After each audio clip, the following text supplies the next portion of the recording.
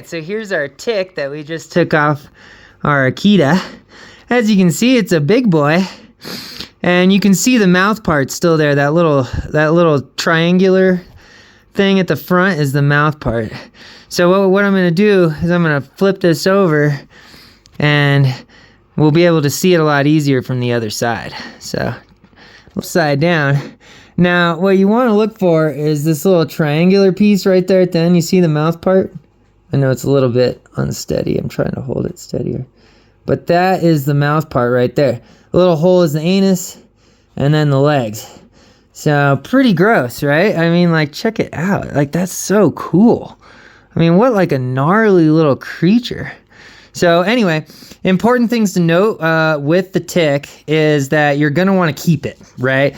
So your dog, you know, this thing can give your dog all sorts of crazy illnesses. Usually in places like where I live in the mountains of Colorado, they don't, but it's really important that you keep it in case your dog starts exhibiting symptoms of a tick-borne disease. Now, how you keep it is you're gonna put it into 200 proof ethanol or isopropyl alcohol, you know, and basically embalm it. So that's what we're gonna do right now. So, here we go. Alright guys, so here's our tick. It's been in the ethanol for a good 5 minutes, yet it's still kind of moving around, which is pretty disgusting. But, you know, that's just the way ticks are. But anyway, the important thing here is that you want to keep this tick, right? So, you know, dogs can have all sorts of diseases, tick-borne diseases, just like humans can.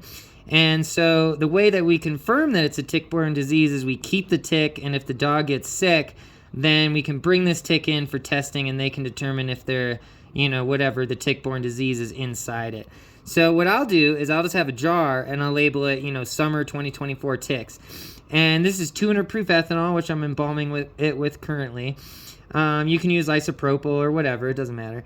And yeah, that's basically it. And it looks like it finally died, which is good. But yeah, really important to keep the tick. Really important to check your dog to ensure that there's no issues with any sort of symptomatology of tick-borne disease. You can look that up if you need to figure out what the symptoms are. But the main important thing is just to continue to check for the mouth parts and ensure that you got them. So that little trident looking thing, that's the mouth part. So if you did not remove the mouth part, you know, you want to make sure that you go back and get it. If possible, if it's sticking out, you can grab it with the other side of the tweezers. If not, you know, you can always go to the vet. But, you know, in a place like the mountains of Colorado, there's not a lot of tick-borne disease.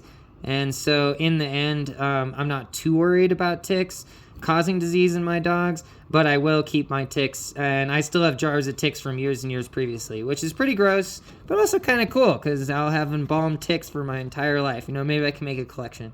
Anyway, that's it. Super smart, short video on how to remove a tick and what to do with it. So, pretty cool, right? Look at that little nasty creature. That's right, that's what you get for sucking my dog's blood. You get embalmed in 200 proof ethanol.